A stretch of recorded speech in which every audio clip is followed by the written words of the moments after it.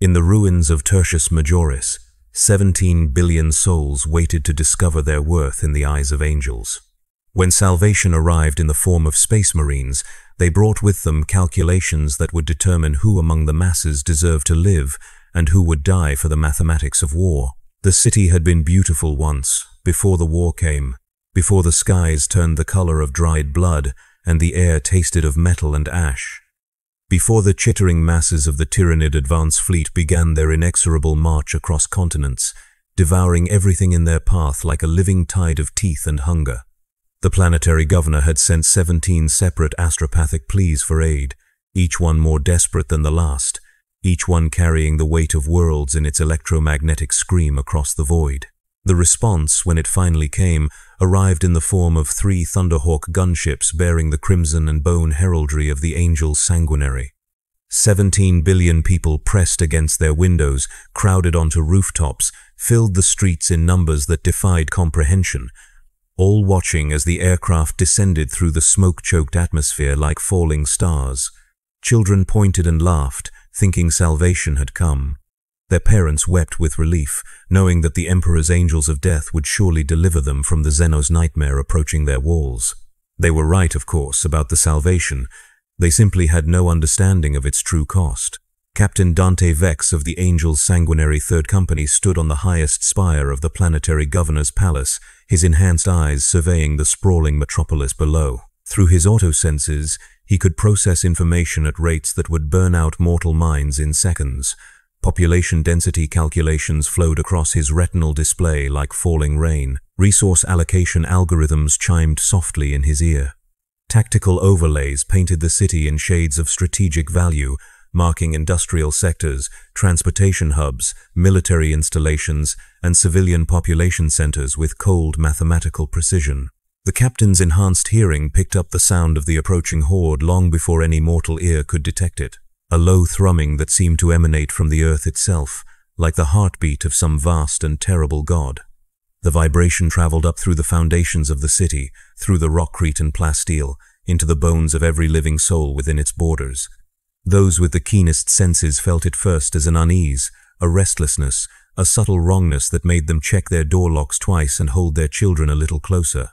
Captain Vex knew exactly what that sound meant. He had heard it before, on Mordax Prime, on Helios the Seventh, on dozens of other worlds where the Great Devourer had come calling with its endless appetite. The sound was the collective movement of trillions of organisms, each one a living weapon honed by eons of evolution and warfare, all unified in their singular purpose of consumption. The Tyranids were perhaps 8 hours away from the city's outer perimeter, maybe less. The captain activated his Vox link, and his voice carried across the tactical network with the weight of absolute authority. Begin the assessment protocol. All squads report readiness for immediate implementation of contingency measures. Far below, in the crowded streets and tenement blocks, the citizens of Tertius Majoris continued their desperate preparations. They had been at it for weeks now, ever since the first refugees began streaming in from the outlying settlements with tales of horror that defied belief. Barricades constructed from furniture and scrap metal blocked major thoroughfares. Civilian defense forces, hastily assembled from PDF remnants and volunteer militias, manned checkpoints with lasguns that most of them barely knew how to use. Food distribution centers operated around the clock, trying to stretch dwindling supplies among an ever-growing population of displaced persons. In the refugee camps that had sprung up in the city's parks and squares, families huddled together around fires built from broken debris, sharing stories and prayers and whatever meager rations they could obtain. Children played games of war in the shadows between tents, mimicking the movements they had seen from real soldiers, unaware that their innocent play was preparing them for a reality far more terrible than any game could capture. The elderly sat in circles, their weathered faces marked by the kind of weariness that comes from having survived too many disasters, too many losses, too many moments when the world seemed poised to end. None of them understood what was happening in the sealed chambers of the planetary governor's palace, where Captain Vex and his battle brothers had established their command center. None of them could have comprehended the calculations being performed, the variables being weighed, the cold equations that would determine their fates with mathematical precision. The assessment protocol had been developed over centuries of warfare, refined through bitter experience and countless tactical simulations. It was a systematic method for determining the optimal allocation of limited resources in the face of overwhelming odds, a way of maximizing the strategic value preserved when total preservation was impossible. The Space Marines called it many things in their private discussions: triage on a planetary scale, the Emperor's mathematics, the calculation of necessity. The civilians had simpler names for it, though they would not learn those names until it was far too late to matter. Brother Sergeant Maximus reviewed the data feeds streaming across his helmet display as his tactical squad established observation posts throughout the city's middle sectors. Through his enhanced vision, he could see the fear in every face, smell it in the sweat and pheromones that filled the recycled air. The mortals moved with the jerky, unpredictable patterns of prey animals sensing the approach of predators, their stress hormones painting bright chemical signatures that his enhanced olfactory systems could detect from hundreds of meters away. Population analysis subroutines compiled demographics in real time, sorting the 17 billion souls into categories that would have chilled their blood if they had understood the criteria being applied. Age, health status, skill sets, genetic markers, psychological profiles, likelihood of survival under extreme duress. Each person became a data point in a vast algorithmic matrix, their entire lives reduced to statistical probabilities and resource allocation coefficients. The sergeant's vox crackled with reports from observation teams scattered throughout the urban sprawl. Sector 7-7 showing optimal defensive positioning. Structural integrity at 82%. Population density within acceptable parameters. Industrial Zone 12, maintaining full operational capacity. Workforce efficiency rating above baseline standards. Residential Block 49 shows signs of civil unrest. Recommend immediate intervention if preservation protocols are activated.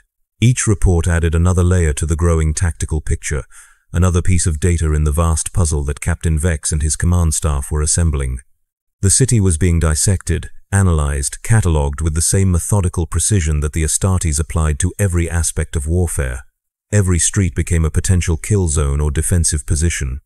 Every building was evaluated for its strategic worth, its structural integrity, its capacity to shelter valuable personnel or resources. Every person was assessed for their potential contribution to the war effort, their likelihood of survival, their place in the intricate hierarchy of necessity that governed all tactical decision-making. In the palace's deepest sub-levels, Tech Marine Kareth interfaced directly with the city's central cogitation systems, his mechanical appendages plugging into data ports with the smooth efficiency of long practice. His enhanced consciousness merged with the machine spirits of the urban infrastructure, allowing him to access information that no mortal administrator could have compiled in a dozen lifetimes. Power grid schematics flowed through his awareness like rivers of light. Water distribution networks mapped themselves in three-dimensional holographic displays. Transportation systems, communication arrays, manufacturing facilities, all of it became part of his expanded perception. The Tech Marine's augmented vocal cords produced the distinctive binary cant as he communed with the machine spirits, requesting status reports and system diagnostics with the reverence due to such ancient and noble artificial intelligences. The city's cogitators responded with streams of data that would have overwhelmed any merely human consciousness, but which Kareth processed with the casual ease of breathing. Population registers, resource inventories, production schedules, maintenance logs, criminal records, medical databases, educational transcripts, military service histories, genetic screening results, psychological evaluation profiles. Every citizen of Tertius Majoris existed within these data streams, their lives catalogued in exhaustive detail by the surveillance apparatus that was the inevitable companion of civilized existence in the Imperium. The Tech Marine could access birth certificates and death records, tax assessments and loyalty ratings, medical treatments and disciplinary actions, career achievements and social connections. He could trace bloodlines back generations, analyze genetic predispositions for disease and psychological instability, calculate productivity metrics and resource consumption patterns.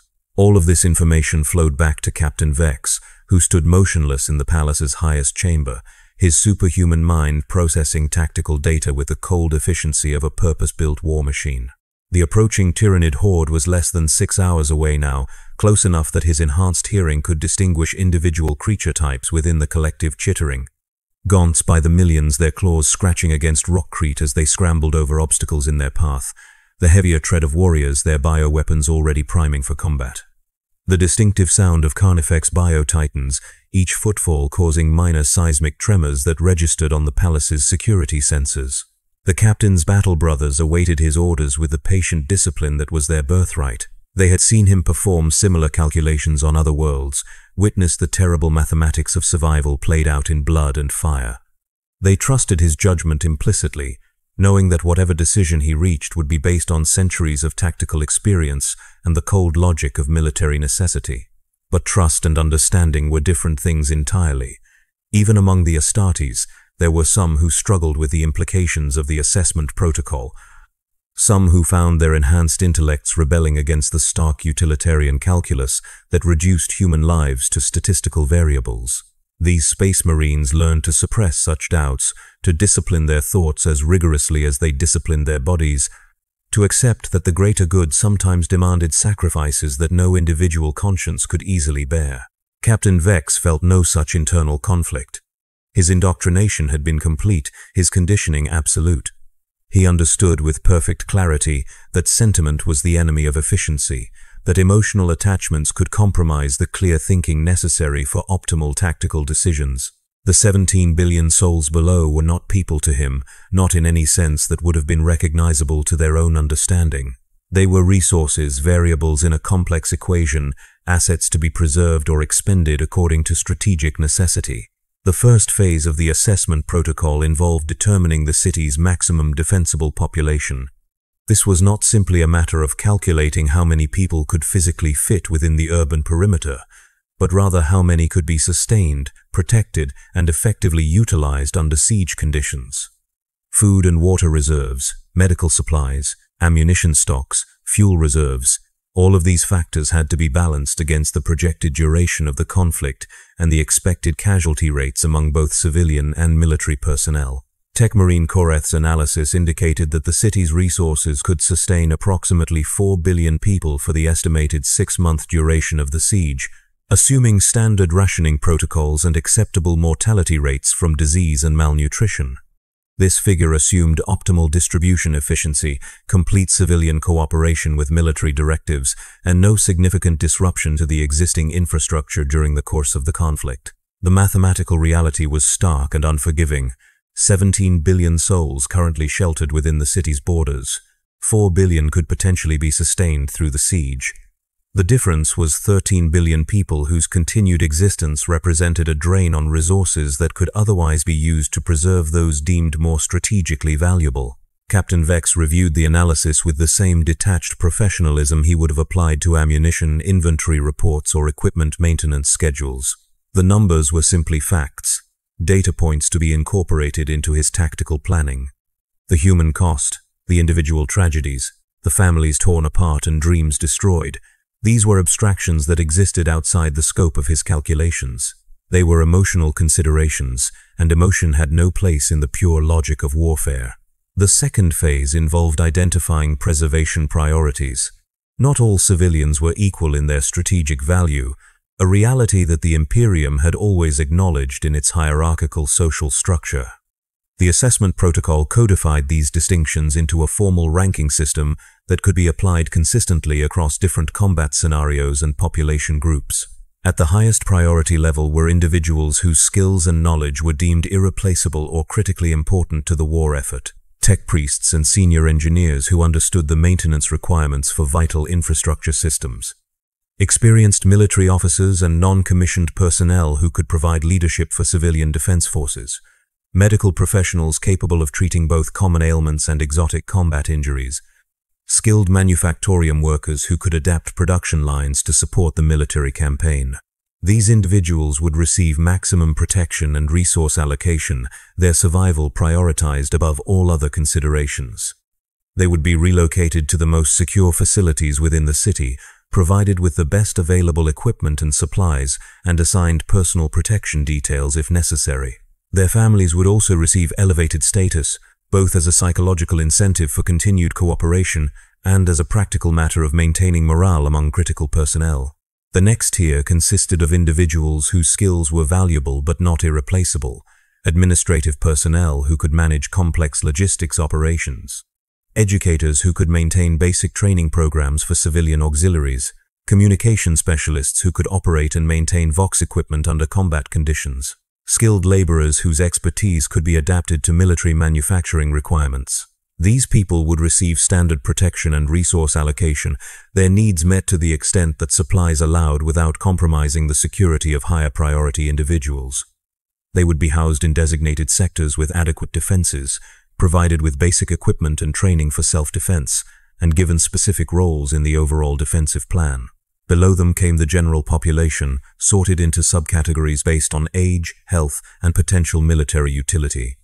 Young adults in good physical condition could be conscripted into auxiliary forces or assigned to manual labor details. Older citizens with specialized knowledge could serve in advisory or training roles. Children represented potential future assets, but also immediate resource drains that had to be weighed against more immediate military necessities. At the bottom of the hierarchy were those deemed to have minimal strategic value, the elderly and infirm who could not contribute meaningfully to the war effort, individuals with criminal records or questionable loyalty ratings, those whose psychological profiles indicated poor performance under stress or likelihood of panic-induced disruptive behavior. The assessment protocol was clear about the fate of this final category. In situations where resources were insufficient to sustain the entire population, these individuals would be classified as expendable. Their rations would be redirected to higher priority groups. Their living spaces would be reallocated to more valuable personnel. They would be excluded from evacuation procedures if retreat became necessary. In practical terms, they would be left to die. Brother Sergeant Maximus watched the preparations with the detached interest of a professional evaluating a complex operational scenario. His tactical squad had been assigned to oversee the implementation of preservation protocols in the city's middle sectors, where the bulk of the skilled worker population resided. The mortals moved with increasing desperation as rumors spread through the crowded streets, though none of them truly understood what was happening. The first sign came when administrative personnel began conducting new population surveys, going door to door with data slates and conducting detailed interviews about occupations, skills, family connections, and health status. The questions seemed reasonable enough at first, the kind of thing that might be expected during a military emergency when resources needed to be allocated efficiently and personnel assignments made based on capability. But as the hours passed, patterns began to emerge that filled perceptive observers with a cold and growing dread. Certain individuals received small metal tokens that granted them access to special distribution centers where higher quality rations were available. Others found themselves assigned to specific residential blocks that happened to be located near the most heavily fortified sections of the city's defensive perimeter. Families were split up as some members received different priority classifications than others. Children separated from parents based on age and health assessments that no one would explain. The civilian population's initial gratitude toward their Space Marine protectors began to curdle into something approaching fear, as they realized that salvation had come with conditions they had never been asked to accept.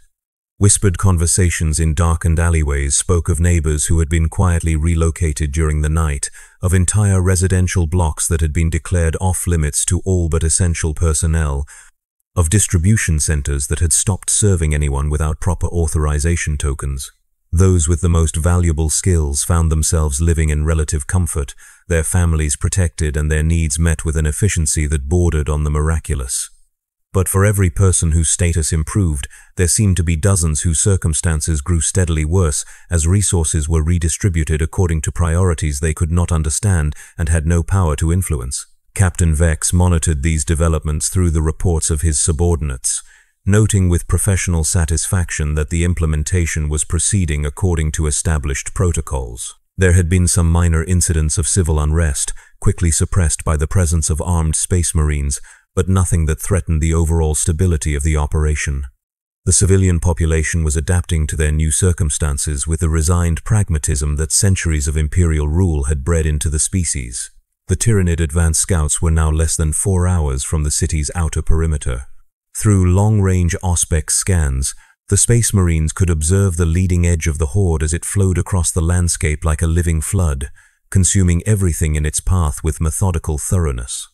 The sight was both magnificent and terrible, a demonstration of evolutionary perfection turned toward the singular purpose of consumption and growth. Individual creatures were impossible to distinguish within the mass, but thermal imaging revealed the general composition of the approaching force. Countless termagants and hormagaunts formed the primary assault wave, their numbers so vast that they appeared as a single undulating carpet of movement across the planetary surface. Behind them came the heavier bioforms, tyranid warriors and carnifexes, whose role would be to exploit breaches in the defensive lines and provide synapse control for the smaller organisms. The sky above the horde writhed with flying creatures, gargoyles and harpies that would provide aerial reconnaissance and targeted strikes against critical defensive positions. In the distance, barely visible even to enhanced Astartes optics, the massive silhouettes of bio-titans dominated the horizon like walking mountains of living weaponry. It was an enemy force that could have conquered entire star systems, a concentration of biomass and military capability that represented the accumulated consumption of dozens of worlds. Against such overwhelming odds, the survival of even a fraction of Tertius Majoris's population would constitute a strategic victory of significant magnitude. Captain Vex began the final phase of the assessment protocol, the actual implementation of preservation measures. Throughout the city, carefully prepared announcements began broadcasting over the public address systems, their tone calm and authoritative, as they outlined new emergency procedures that all citizens were required to follow for their own safety and the security of the defensive effort. Certain residential areas were being temporarily evacuated to allow for the construction of additional defensive positions. The residents would be relocated to more secure facilities in other parts of the city, though the announcements were vague about exactly where these facilities were located or when the relocated individuals might expect to return to their homes. Food and water distribution was being centralized to ensure more efficient allocation of resources during the siege. Citizens would need to report to designated centers at specific times, bringing proper identification and authorization tokens to receive their assigned rations. Those without proper documentation would need to report to processing centers where their status could be verified and appropriate arrangements made. All civilians with critical skills were required to report immediately to mobilization centers, where they would receive specialized training and equipment for their roles in the defensive effort. Their families would be provided with appropriate accommodations and protection while they fulfilled their duties to the Emperor and the Imperium. The language was bureaucratic and reassuring, designed to promote compliance rather than panic. But beneath the careful phrasing lay the steel framework of the assessment protocol, the systematic sorting of human lives into categories of value and expendability. Those who read between the lines, who understood the implications of terms like temporary evacuation and appropriate arrangements, began to make their own desperate preparations. Some tried to flee the city entirely, loading whatever possessions they could carry into ground vehicles and attempting to escape through the outer perimeter before the tyranids arrived. These attempts were quietly intercepted by Space Marine patrols. The would-be refugees turned back with explanations about the dangers of traveling through areas that might already be compromised by Xenos infiltrators. The real reason was simpler.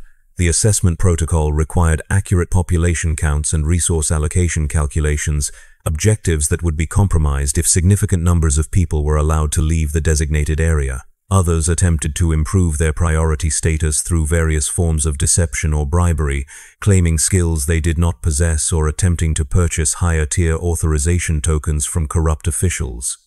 These efforts were largely futile, as the Space Marines' assessment methods were far more sophisticated than the desperate civilians realized. Biometric scans, genetic analysis, and psychological evaluation could reveal the truth about any individual within minutes, making it impossible to sustain false claims about capability or value. A few recognized the true nature of what was happening and tried to organize resistance movements, gathering groups of like-minded individuals who were unwilling to accept their assigned fate in the preservation hierarchy. These efforts were detected and neutralized with the same clinical efficiency that the Astartes applied to all forms of tactical problem-solving. The organizers simply disappeared during the night, their followers scattered and demoralized by the demonstration of their protector's absolute authority. Brother Sergeant Maximus led one such intervention personally, his tactical squad moving through the darkened streets with the silent precision of apex predators stalking their prey. The target was a former PDF colonel who had been attempting to rally civilian resistance in the industrial sectors, spreading dangerous ideas about the Space Marines' true intentions and encouraging others to defy the preservation protocols. The operation was completed within minutes. the target extracted from his hiding place and transported to a secure facility for interrogation and processing. His followers were left with clear evidence of their powerlessness in the face of Astartes' capabilities, a message that would spread quickly through the civilian population and discourage similar attempts at organized resistance. The sergeant felt no particular emotion about the operation, neither satisfaction nor regret. It was simply a tactical necessity, a problem that required solution in order to maintain the overall effectiveness of the preservation effort. The colonel had possessed potentially valuable military experience, but his refusal to accept proper authority made him more dangerous than useful. His removal would actually improve the long-term stability of the civilian population by eliminating a source of disruptive influence. As the final hours before the Tyranid assault ticked away, the true scope of the assessment protocol began to become clear. Throughout the city, millions of people found themselves subtly but inexorably herded into specific areas, their movement controlled by a combination of incentives, restrictions, and direct intervention. Those with high priority ratings were gathered in the most defensible sections of the urban core, surrounded by the heaviest fortifications and the largest concentrations of Space Marine personnel. Lower priority individuals found themselves assigned to outer sectors, areas that would serve as buffer zones during the initial assault phases. They were provided with basic weapons and minimal training, told that their role was to delay and disrupt the Xenos' advance while the main defensive positions prepared for siege warfare. The reality, which none of them fully understood, was that they were being positioned to absorb the first wave of Tyranid attacks, their sacrifice buying time for the preservation of more valuable assets. The lowest priority groups were directed to facilities that had been designated as temporary shelters, massive structures in the city's outermost districts that could house hundreds of thousands of people in cramped but theoretically safe conditions. These shelters were equipped with basic life support systems and minimal supplies, enough to sustain their occupants for perhaps a few days under optimal conditions. What the shelters lacked were adequate defensive measures, communication systems, or any means of evacuation if the Tyranid assault proved successful in those sectors. They were, in essence, containment facilities designed to concentrate expendable population groups in areas where their loss would not compromise the overall defensive effort. Captain Vex reviewed the final deployment statistics with professional satisfaction. The preservation protocols had been implemented with exceptional efficiency. The 17 billion souls of Tertius Majoris sorted and positioned according to their strategic value, with minimal disruption to overall defensive preparations. Resource allocation had been optimized, defensive positions had been manned by the most capable available personnel, and potential sources of civilian unrest had been neutralized or contained. The mathematics of survival had been calculated with precision, the variables weighted and balanced to maximize the probability of preserving the most strategically valuable elements of the population. It was a masterpiece of military planning, a demonstration of the cold logic that allowed the Imperium to survive in a galaxy filled with existential threats. The human cost was immense, of course. 13 billion people had been effectively condemned to death, their fates sealed by algorithms that reduced their entire lives to statistical probabilities and resource allocation coefficients. Families had been torn apart, communities destroyed, dreams and hopes and individual human dignity sacrificed on the altar of tactical necessity. But these were considerations that existed outside the scope of military planning. The Space Marines were not social workers or humanitarian aid coordinators. They were weapons of war, designed and trained for the singular purpose of achieving victory against the enemies of mankind. If that victory required difficult choices and painful sacrifices, then those choices would be made without hesitation or regret. The first Tyranid organisms reached the city's outer perimeter just as the final phase of civilian deployment was completing. Scout creatures, small and swift, probed the defensive positions with the patient intelligence of predators testing their prey's strength and resolve. They were met by concentrated lasgun fire from the outer defense lines, manned by civilians who had been classified as expendable but who fought with the desperate courage of those who understood that retreat was not an option. Behind these scout forces, the main assault was massing, a tide of living weapons that would test every aspect of the preservation protocols in the crucible of actual combat. The assessment had been completed, the calculations made, the fates of billions determined by the cold mathematics of warfare.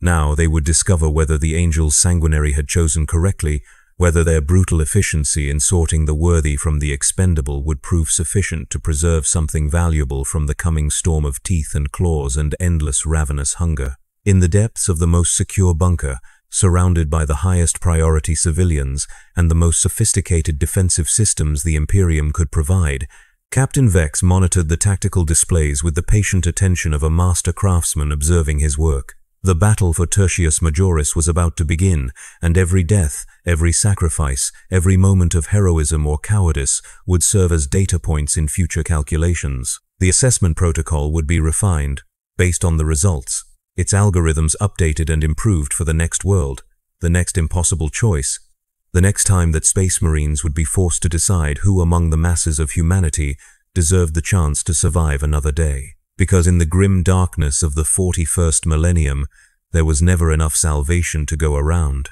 And someone, somewhere, would always have to make the calculations that determined who lived and who died in the Emperor's name. The sound of gunfire echoed across the city as the outer defense lines engaged the first wave of Tyranid assault troops.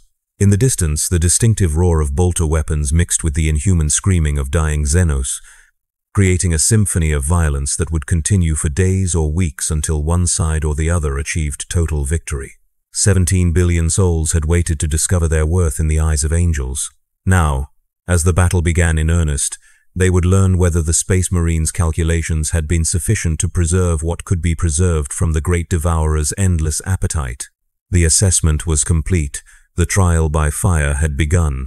Brother Sergeant Maximus stood atop a reinforced observation post in Sector 12, watching through his helmet's enhanced optics as the first wave of Hormagaunts crashed against the outer defensive perimeter like a tide of living razors. The civilian defenders manning those positions had been given lasguns and basic tactical training, but nothing could have truly prepared them for the reality of facing the Great Devourer's children in open combat.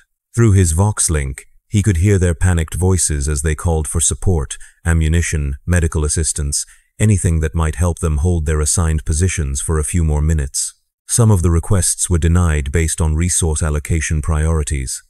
Others were fulfilled with the minimum necessary supplies, enough to keep the defensive line functional without compromising more strategically important operations elsewhere in the city. The sergeant's enhanced hearing could distinguish individual voices within the chaos, could identify specific civilians by their vocal patterns and emotional signatures. There was Marcus Venn, a mid-level administrative clerk whose request for additional power cells had been approved because his position controlled a choke point that would be expensive to retake if it fell.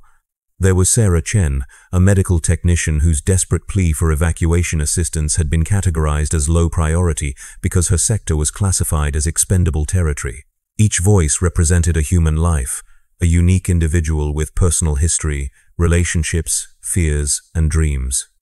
The sergeant's enhanced memory could access their complete assessment profiles, could recall every detail of their background data, their skill evaluations, their priority classifications.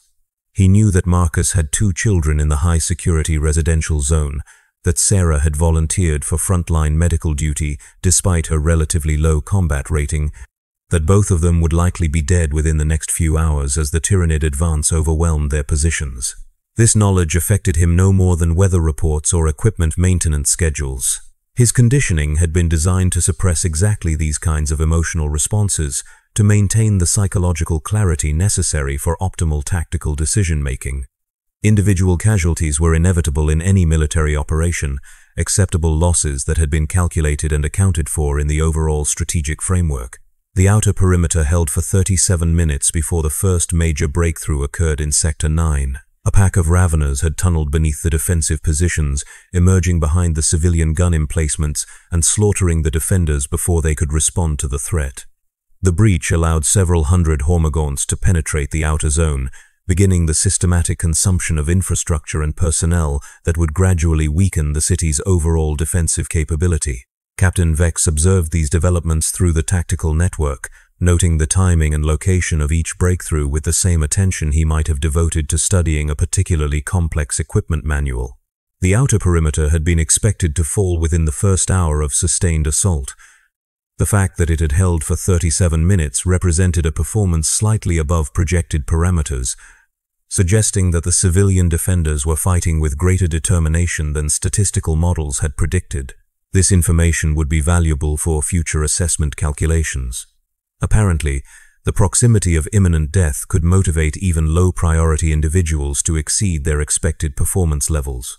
The knowledge would be incorporated into revised algorithms, allowing for more accurate predictions of defensive capability during similar operations. The captain's attention was drawn to a series of urgent reports coming in from the outer residential zones, areas where the lowest priority civilians had been concentrated in temporary shelter facilities. The massive structures had been designed to house hundreds of thousands of people in conditions that met minimum sustainability requirements while keeping them safely out of the way of more important defensive operations. Unfortunately, the tyranids had identified these facilities as particularly rich feeding opportunities. The bioships in orbit had been conducting detailed biological scans of the city since their arrival, mapping concentrations of organic matter with the same thoroughness that human military forces mapped strategic resources. The shelter facilities showed up on their sensors like beacons, massive accumulations of biomass conveniently gathered in defensible positions. 3 separate Trigon biotitans had emerged from underground tunnel networks directly beneath the largest shelter complex, their massive forms erupting through the floor with devastating effect. The facility's minimal defensive systems were overwhelmed in seconds, leaving hundreds of thousands of civilians trapped in a structure that had become their tomb. Their screams filled the emergency communication channels, desperate pleas for evacuation assistance that could not be answered because no resources had been allocated for such contingencies. Captain Vex listened to these reports with the same professional detachment he applied to all battlefield intelligence.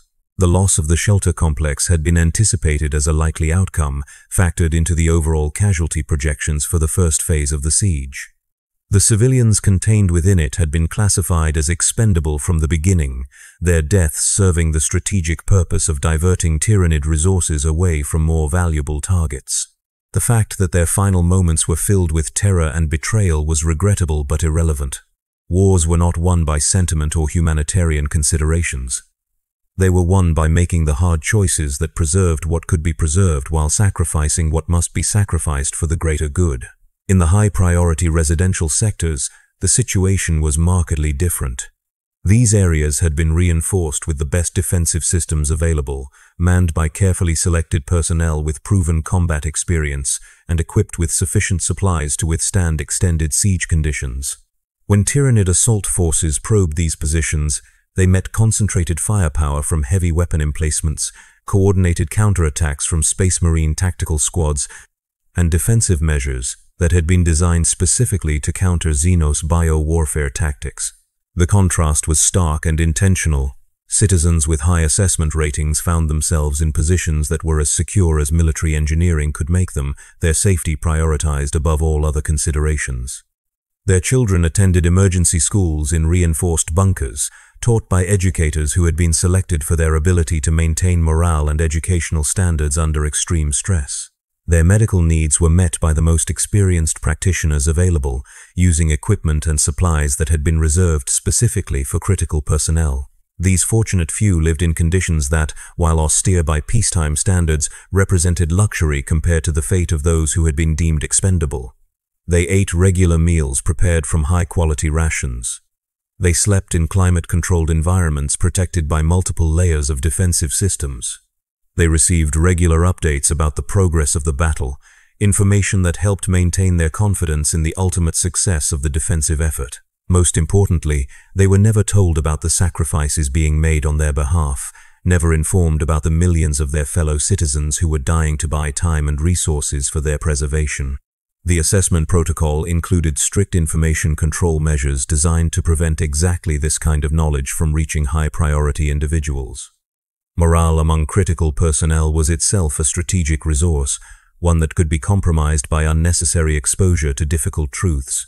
Brother Apothecary Sanguis moved through the high-priority medical facilities, monitoring the health and psychological condition of the preserved population with the same thoroughness he would have applied to maintaining the combat readiness of his battle brothers.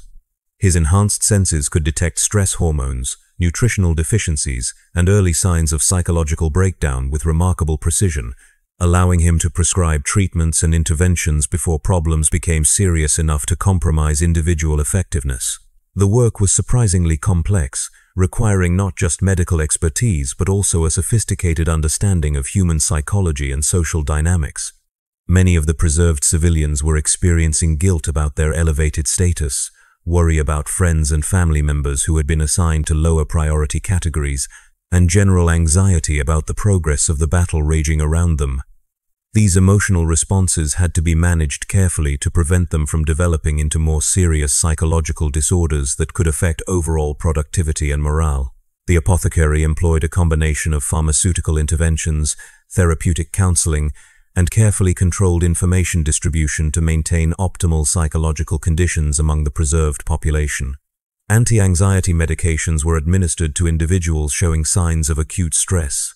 Group therapy sessions allowed people to process their experiences in structured environments where trained facilitators could guide conversations away from potentially disruptive topics.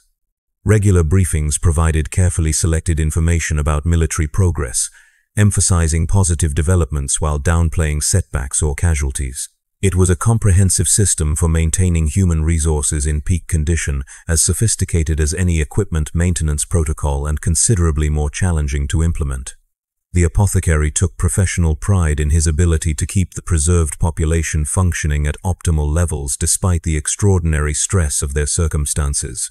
Outside the protected zones, the battle for Tertius Majoris continued with escalating intensity. The Tyranid assault had evolved beyond simple frontal attacks to include sophisticated tactical maneuvers that demonstrated the hive mind's growing understanding of human defensive strategies. Bioship-coordinated orbital strikes targeted specific infrastructure nodes, seeking to disrupt power distribution, communication networks, and transportation systems that supported the city's defensive capabilities. Flying creatures conducting aerial reconnaissance identified weak points in the defensive perimeter, relaying this information back to ground forces through the synaptic network that linked all Tyranid organisms into a single coordinated intelligence. Within hours, concentrated attacks began targeting these vulnerable positions with surgical precision, demonstrating the hive mind's ability to adapt and learn from battlefield conditions. The middle-tier civilian populations, those deemed valuable enough to preserve but not critical enough to receive maximum protection, found themselves bearing the brunt of this adaptive strategy. Their defensive positions occupied the crucial space between the expendable outer zones and the heavily fortified inner core, making them the primary targets for Tyranid forces seeking to penetrate deeper into the city's defensive structure. These civilians fought with desperate courage, knowing that retreat would mean abandoning their assigned roles in the preservation hierarchy. They had been told that their sacrifice was necessary for the greater good, that their willingness to hold contested ground would allow more valuable assets to be protected from the Xenos' advance. What they had not been told was that their positions had been deliberately selected for their expendability, chosen specifically because they could be abandoned without compromising critical defensive objectives. Corporal Helena Voss of the civilian auxiliary forces crouched behind a makeshift barricade in Sector 15, her lasgun growing hot from continuous firing as wave after wave of hormagaunts crashed against her position. Her unit had been holding the same intersection for 6 hours, watching their numbers steadily dwindle as ammunition ran low and casualties mounted. She had requested reinforcements 4 times through the Vox network, each request met with promises of support that never materialized. Through the smoke and chaos, she could see the distinctive silhouettes of space marines operating in adjacent sectors, their massive forms moving with lethal precision as they eliminated Xenos threats with terrifying efficiency. But none of them moved to support her position, despite the obvious tactical value of the intersection she was defending. She began to suspect that her unit had been forgotten, left to hold an unimportant position while more significant battles raged elsewhere. The truth was more disturbing than mere neglect. Corporal Voss and her unit had been classified as acceptable losses, their sacrifice calculated to provide tactical intelligence about Tyranid assault patterns while buying time for more valuable assets to consolidate their defenses. Their desperate fight was being monitored through surveillance networks, every detail of their engagement recorded and analyzed for future reference. When her position finally fell, overwhelmed by a coordinated assault from multiple Tyranid bioforms, the data collected from her unit's final stand would be incorporated into updated tactical databases. Her death and the deaths of her comrades would contribute to the refinement of the assessment protocol. helping to improve the accuracy of future calculations about civilian combat effectiveness and optimal resource allocation strategies. Brother Sergeant Maximus watched the fall of Sector 15 through his helmet's tactical display, noting the timing and tactical details with professional interest. The civilian defenders had performed slightly better than projected, holding their position for 6 hours and 14 minutes against sustained assault. This represented a variance of approximately 8% from statistical predictions, information that would be valuable for calibrating future defensive calculations. The sergeant's enhanced memory automatically catalogued the engagement details, storing them alongside thousands of other tactical observations that had been accumulated over centuries of warfare. Each battle contributed to his understanding of combat dynamics. Each sacrifice provided data points that improved his ability to make accurate assessments about military capability and resource allocation requirements. He felt no particular emotion about the civilians' deaths, neither satisfaction nor regret. They had fulfilled their assigned function in the overall defensive strategy, their sacrifice contributing to objectives that extended far beyond their individual fates. The assessment protocol had determined their optimal utilization, and they had performed within acceptable parameters until the inevitable conclusion of their assigned role. This was the nature of warfare at the scale required by the Imperium's survival. Individual lives, no matter how precious they might seem to those who lived them, were ultimately expendable resources in the greater calculus of species preservation. The Space Marines understood this truth with perfect clarity, their enhanced minds freed from the emotional attachments that clouded mortal judgment. As the siege entered its second day, the full scope of the assessment protocol's implementation became increasingly apparent to those civilians who possessed the intelligence and observational skills to recognize the patterns. The city's population was being systematically sorted and consumed according to predetermined priority rankings, with each group's fate determined by calculations that had been made long before the first tyranid organisms reached the outer perimeter. Dr. Elizabeth Hawthorne, a senior research scientist who had been classified as high priority due to her expertise in xenobiology, began to understand the true nature of their situation as she worked in the secured laboratory facilities deep within the inner defensive zone. Her research assignment involved analyzing captured tyranid biosamples to identify potential weaknesses that could be exploited by human forces, work that was deemed critical enough to justify significant resource allocation for her protection and support. But her scientific training had taught her to recognize patterns and draw conclusions from incomplete data, skills that proved disturbingly applicable to her current circumstances. She noticed that certain categories of personnel were conspicuously absent from the high security zones. She observed the systematic allocation of resources and supplies according to principles that seemed to have little relationship to immediate military necessity. She began to suspect that she and her colleagues were not just being protected, but were being preserved according to criteria that treated human lives as strategic assets, rather than individuals deserving of equal consideration. Her growing understanding filled her with a profound sense of complicity in something that violated every principle of human dignity and moral responsibility she had ever held. She was alive and safe because other people, equally deserving of protection, had been deemed expendable by calculations she had played no role in making. Her expertise in xenobiology made her valuable enough to preserve, while millions of others died simply because they lacked skills that the assessment protocol considered strategically important. The knowledge was almost unbearable, but she was trapped by circumstances that offered no meaningful alternatives. Speaking out would accomplish nothing except to jeopardize her own status and possibly compromise the defensive effort that was the only hope for anyone's survival. Refusing to cooperate would not save the expendable populations, but would certainly doom herself and potentially undermine research that could benefit the broader war effort. She continued her work with growing reluctance, each discovery about tyranid biology feeling like a betrayal of those who had been sacrificed to make her survival possible. The moral weight of her position pressed down on her consciousness like a physical burden, a constant reminder of the ethical compromises that survival sometimes demanded.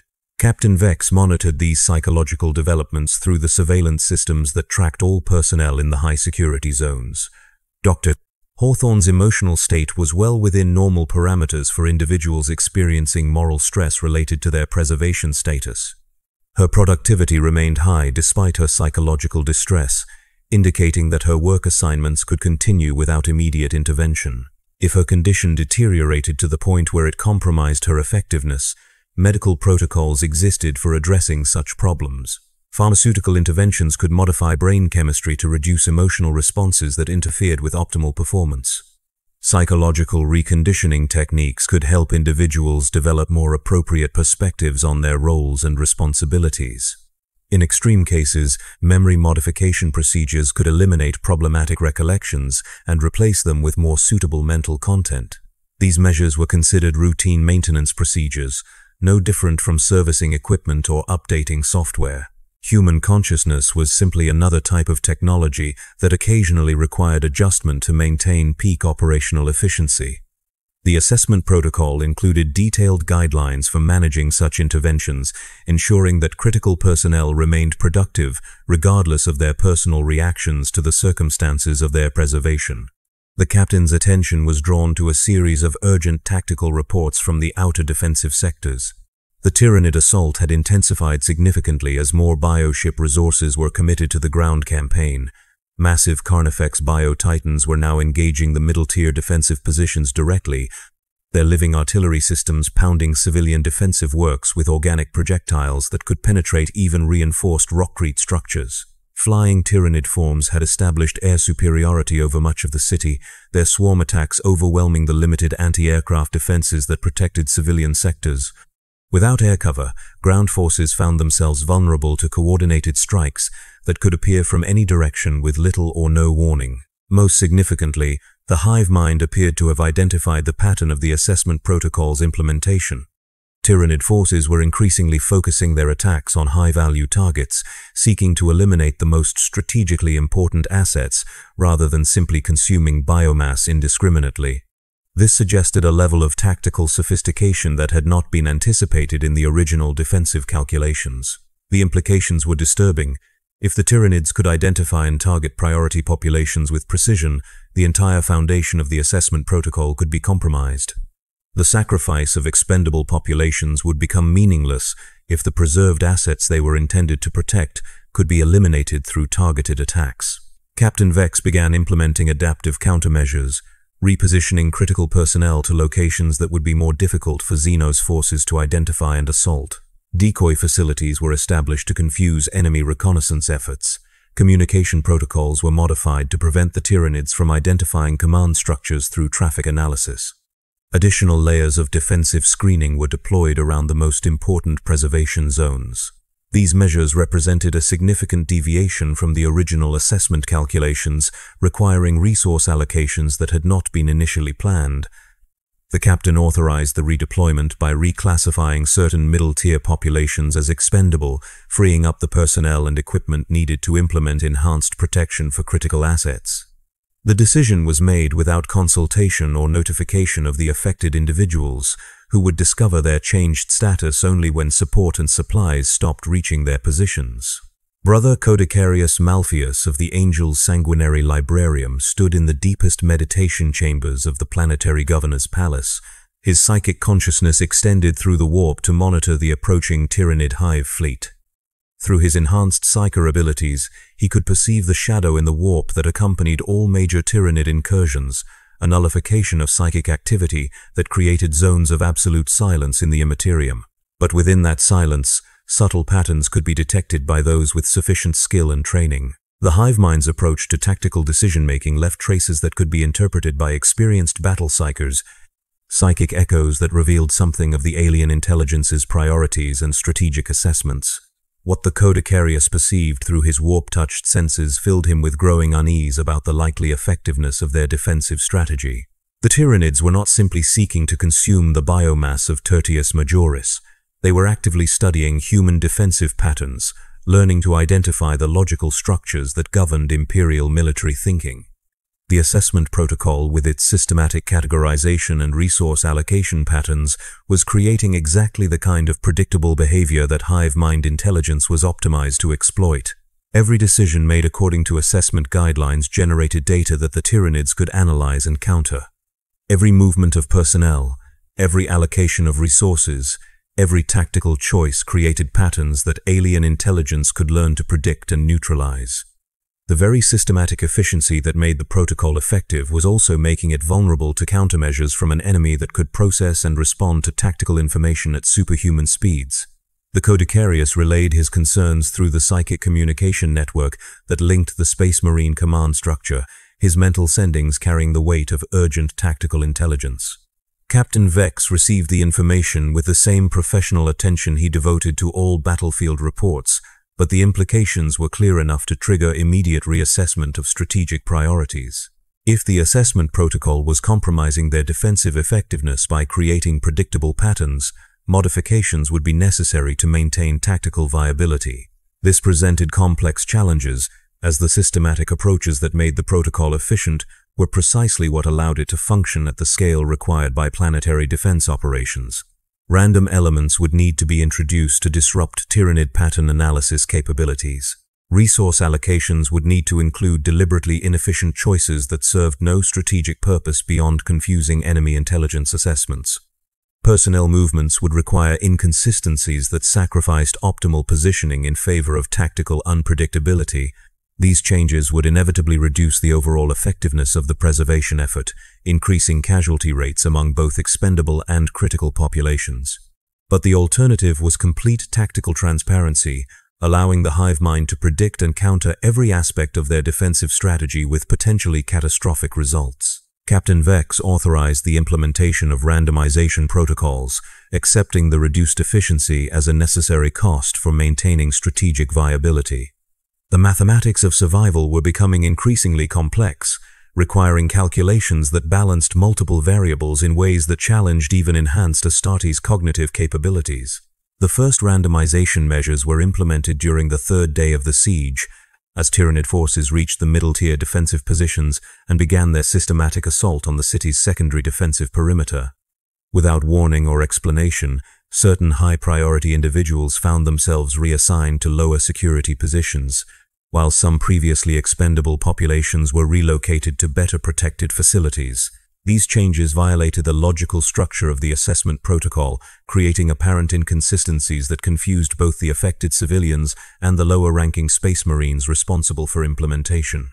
Families that had been separated based on priority classifications found themselves unexpectedly reunited, while others discovered that their improved circumstances were suddenly reversed without explanation. The psychological impact of these changes was severe, undermining the sense of predictability and fairness that had allowed many civilians to accept their assigned roles in the preservation hierarchy. People began to suspect that their fates were being determined by arbitrary decisions rather than rational assessment criteria, leading to increased anxiety and decreased cooperation with military directives. But the tactical benefits were almost immediately apparent. Tyranid assault patterns, which had been showing increasing precision in targeting high-value positions, became less focused as the hive mind struggled to identify consistent patterns in human defensive arrangements. Attack effectiveness decreased as Xenos forces found themselves engaging targets that proved to be less strategically important than their analysis had predicted. The randomization introduced chaos into both sides of the conflict, reducing the overall efficiency of defensive operations while simultaneously degrading the effectiveness of Tyranid tactical responses. It was a deliberate embrace of confusion as a strategic asset, accepting reduced performance in favor of tactical unpredictability. Dr. Elizabeth Hawthorne experienced the effects of randomization personally when she was abruptly transferred from her secure laboratory facility to a research station located in one of the contested middle sectors. The official explanation involved resource allocation requirements and tactical necessities, but she understood that her reassignment represented a deliberate introduction of inefficiency into the preservation system. Her new position was far more dangerous, with minimal defensive protection and uncertain supply lines. The research facilities were inferior to those she had left behind, reducing her ability to contribute meaningfully to the xenobiology analysis that had justified her high-priority status. The reassignment seemed to contradict every principle of rational resource utilization that should have governed military decision-making. Yet as she began her work in the new location, she noticed that Tyranid attacks on research facilities had become less precise and effective than they had been during the first days of the siege. Previously, Xenos forces had demonstrated an uncanny ability to identify and target the most important scientific installations. Now their strikes seemed more random, suggesting that the human defensive strategy had successfully confused their pattern analysis capabilities. The randomization was working, even as it increased the personal danger faced by individuals like herself. Her reduced security and inferior working conditions were acceptable costs for maintaining the strategic unpredictability that prevented the tyranids from optimizing their assault tactics. She was more likely to die in her new assignment, but her death would be less predictable to enemy forces, making it harder for them to concentrate their attacks on truly critical targets. The moral implications were staggering. The assessment protocol had sorted human lives according to strategic value, but now even that systematic approach was being deliberately corrupted by random elements designed to confuse alien intelligence. People were dying not because their lives were deemed worthless, but because their deaths were tactically useful in creating patterns that were harder for Xeno's forces to analyze and counter. She continued her research with grim determination, knowing that her work remained important despite the increased dangers of her situation. The knowledge she generated about tyranid biology could still contribute to defensive effectiveness, even if her survival had been made less certain by tactical considerations beyond her understanding or control. The siege entered its fourth day with casualty rates exceeding all original projections. The randomization protocols had successfully disrupted tyranid tactical analysis, but at the cost of degrading human defensive efficiency to levels that threatened the overall viability of the preservation effort. Captain Vex found himself managing a complex balance between tactical unpredictability and strategic effectiveness, adjusting randomization parameters in real time as battlefield conditions evolved. The civilian population had begun to understand, in fragmentary and incomplete ways, that their fates were being determined by calculations they could neither influence nor fully comprehend. Rumors spread through the contested sectors, whispered conversations about the true nature of the assessment protocol and the reasons behind the seemingly arbitrary changes in individual assignments and resource allocations. Some civilians attempted to game the system, deliberately behaving in ways that they hoped would influence their priority classifications or improve their chances of favorable reassignment. Others retreated into fatalistic acceptance, recognizing their powerlessness to affect outcomes that were determined by factors beyond their knowledge or control. A few, those with the analytical skills to recognize the broader patterns, began to understand that they were participants in a vast tactical experiment, their lives serving as variables in calculations designed to optimize resistance against an alien intelligence that could learn and adapt to human decision-making patterns.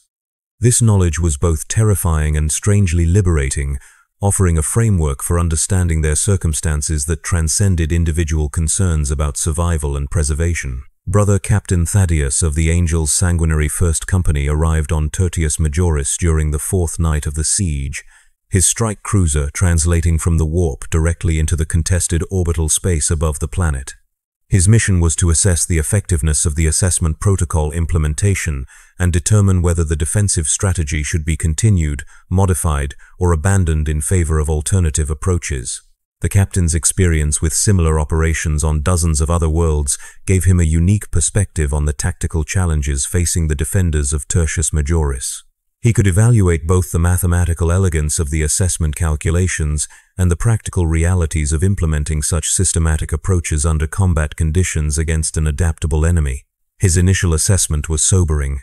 The protocol had succeeded in preserving approximately 4 billion civilians in relatively secure conditions, protecting critical personnel and strategic resources from the worst effects of the Tyranid assault. But the cost had been enormous, with casualty rates among middle and lower-tier populations exceeding sustainable levels. More critically, the need for randomization measures was undermining the systematic efficiency that made the protocol viable in the first place. Captain Thaddeus convened an emergency council of war, bringing together the senior commanders responsible for different aspects of the defensive effort. The discussions were conducted with the clinical precision that characterized all Space Marine tactical deliberations, but the underlying tensions were evident to those with sufficient experience to recognize them. Captain Vex defended his implementation of the assessment protocol, citing statistical evidence of its effectiveness in preserving critical assets under impossible odds. His calculations showed that the systematic approach had achieved preservation rates significantly higher than traditional defensive strategies would have managed against comparable Tyranid incursions. Brother Codicarius Malpheus presented psychic intelligence, indicating that the hive mind was continuing to adapt its tactical approaches, learning to counter even the randomization measures that had initially disrupted its pattern analysis capabilities. He warned that further modifications would be necessary to maintain defensive effectiveness, changes that would likely require even greater deviations from optimal resource allocation strategies. Techmarine Koreth provided infrastructure assessments showing that the city's defensive capacity was degrading faster than anticipated, with critical systems failing under the stress of sustained combat operations. His projections indicated that total defensive collapse would occur within 6 days unless significant changes were made to resource allocation priorities. The tactical picture was clear. The assessment protocol was simultaneously succeeding and failing, preserving valuable assets while consuming resources at unsustainable rates. The systematic approach that made it effective was also making it predictable to an enemy intelligence that could adapt faster than human tactical responses could evolve. Captain Thaddeus faced the kind of decision that defined the nature of Space Marine Command: continue with a strategy that was working but becoming increasingly vulnerable, or abandon systematic approaches in favor of tactical methods that might be less efficient but more sustainable. The choice would affect the fates of billions of people, determining not just who would live or die, but how their deaths would be utilized in the broader calculus of imperial survival. The Council reached its conclusion through the methodical analysis of available options, each alternative evaluated according to multiple criteria including tactical effectiveness, resource sustainability, strategic unpredictability, and long-term preservation outcomes. The decision was reached without sentiment or emotional consideration, based purely on mathematical assessment of probable results under various scenarios. The assessment protocol would be abandoned. In its place, they would implement an approach that prioritized tactical flexibility over systematic efficiency, accepting reduced preservation rates in exchange for strategic sustainability. The carefully calculated priority hierarchies would be dissolved, replaced by fluid resource allocation systems that could adapt quickly to changing battlefield conditions without creating predictable patterns for enemy exploitation. The decision meant that the sacrifices made during the first 4 days of the siege had been largely meaningless. The expendable populations who had died to preserve more valuable assets had not, in fact, contributed to any sustainable defensive strategy. Their deaths had been tactical experiments, data points in calculations that were now being discarded as the Space Marines adapted to enemy countermeasures. Captain Vex received these orders with the same professional discipline he had shown throughout the crisis. The assessment protocol had been his responsibility to implement, and he had done so with exceptional efficiency under challenging circumstances. Its abandonment reflected changing tactical requirements rather than any failure in execution or judgment. The transition to flexible resource allocation began immediately, implemented with the same systematic precision that had characterized the original assessment deployment. Priority classifications were dissolved, defensive assignments were redistributed according to immediate tactical requirements, and resource allocation systems were reconfigured to support rapid adaptation to evolving battlefield conditions. The psychological impact on the civilian population was immediate and severe. People who had accepted their assigned roles in the preservation hierarchy suddenly found themselves in completely different circumstances, with no explanation for the changes and no guidance about how to interpret their new situations.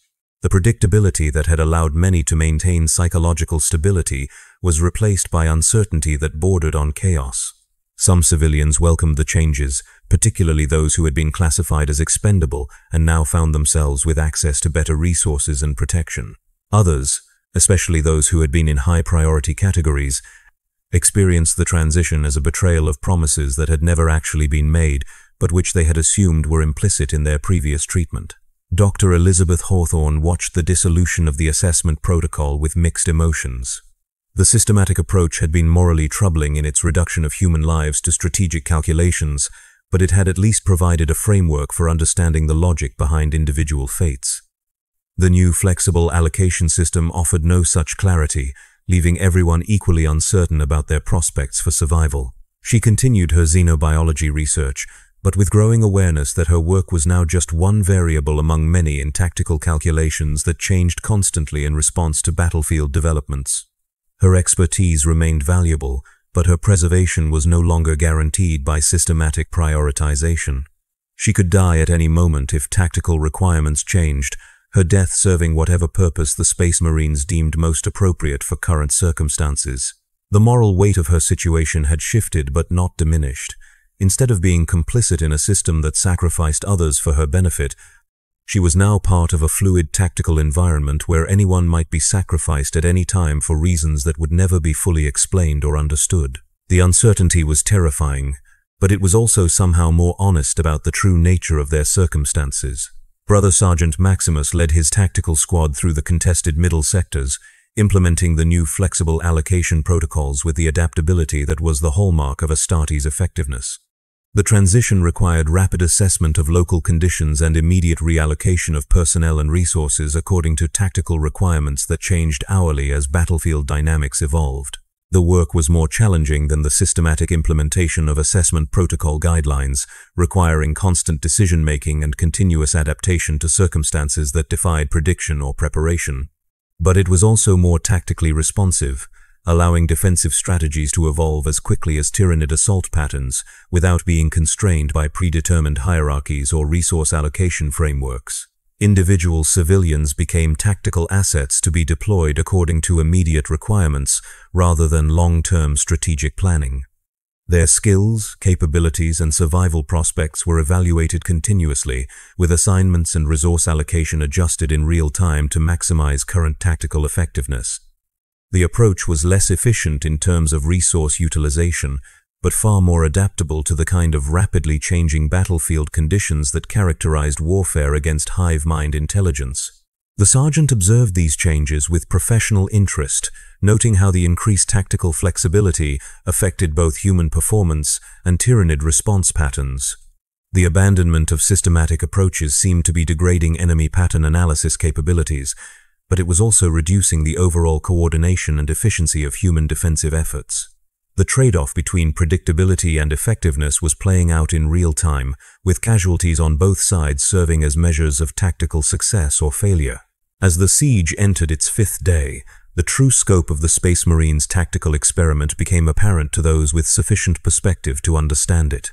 The assessment protocol had never been intended as a permanent defensive strategy, but rather as one component in a larger process of tactical adaptation designed to identify optimal approaches for warfare against hive mind intelligence. The billions of people fighting and dying on Tertius Majoris were participants in a vast field experiment, their individual fates determined by the need to test different approaches to resource allocation and tactical decision-making under combat conditions. The assessment protocol had provided data about systematic approaches, while its abandonment would generate information about flexible adaptation strategies.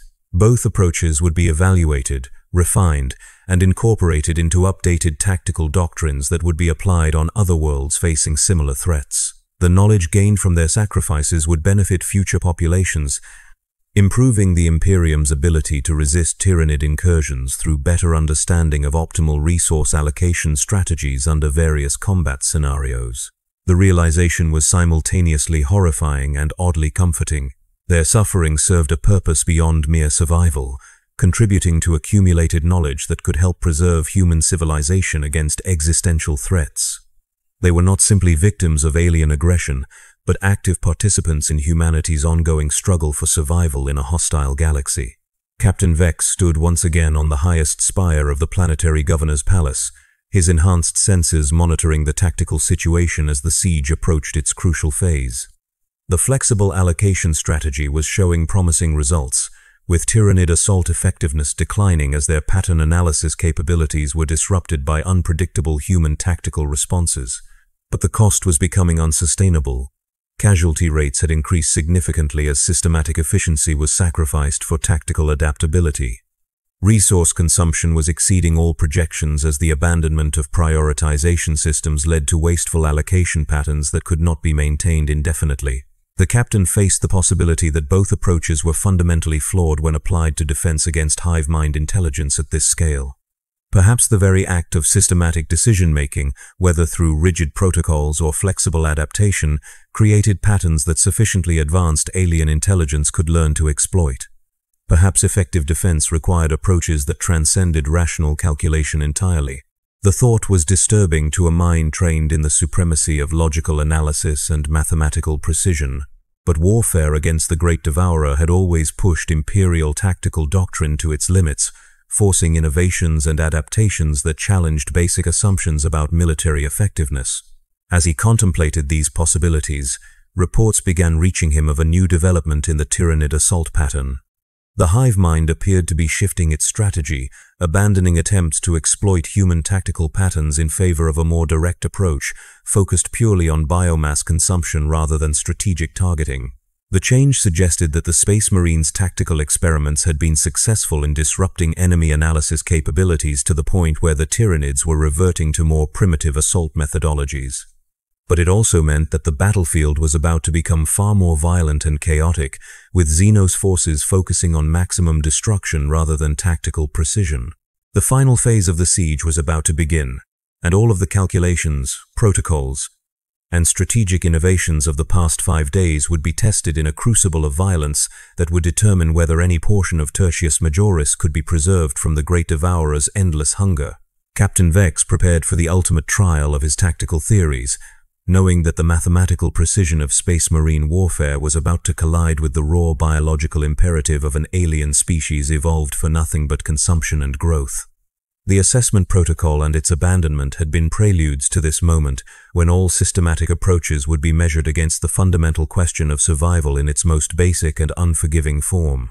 The 17 billion souls of Tertius Majoris waited for the final calculation, the ultimate determination of their worth in the eyes of angels who had reduced their lives to variables in equations that even they might not fully understand.